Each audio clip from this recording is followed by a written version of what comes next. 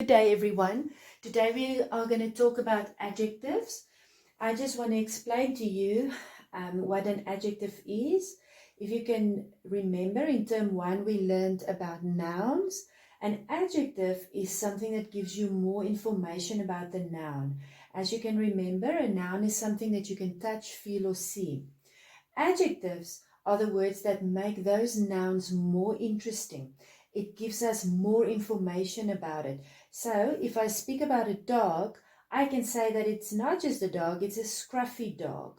Or in my case, in my house, I have a naughty dog who chews everything that he finds.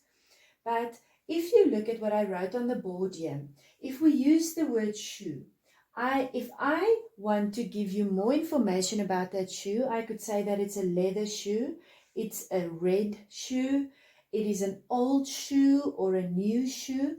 All of these words are adjectives that gives you more information about that specific noun, and in this case, the shoe. In grade 4, you learned about a descriptive adjective, which is the normal adjective that you've learned about since grade 2 already, that describes the noun, like leather shoe. But now I want to move on to some different ones. I'm going to tell you a bit more about adjectives and different kinds of adjectives. And the next one I want to tell you about is called an adjective of number. You can see that I wrote some examples here for you. If you say that I have 2 shoes, it's an adjective of number. It gives you the amount of shoes that you see. It could also be several shoes, which means there are more than one, and many shoes, which means there are lots of shoes there. And all of those are examples of adjectives of number. It gets a bit confusing because the second one after this is called an adjective of quantity. An adjective of quantity means that we don't actually know how many there are. We can say there are enough sweets, there are piles of sweets, or mountains of sweets. Usually this is when it's uncountable. You use an adjective of quantity to describe it. So that's the third one. And then the last one that I want to speak about today is called a proper adjective. A proper adjective sounds a lot like a proper noun that you learned about in term 1. A proper noun is always a name and is always written with a capital letter.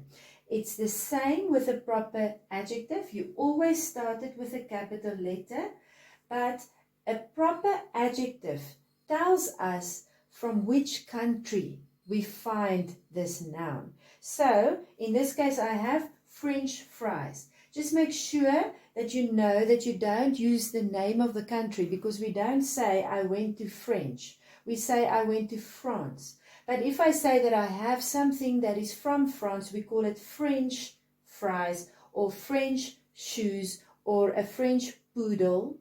So you still spell it with a capital letter, but it is not the name of the country. Just remember that. The same with Swiss cheese. Spell it with a capital letter, but Swiss cheese means it is cheese that is made in Switzerland, which is the name of the country, but anything from Switzerland we call Swiss.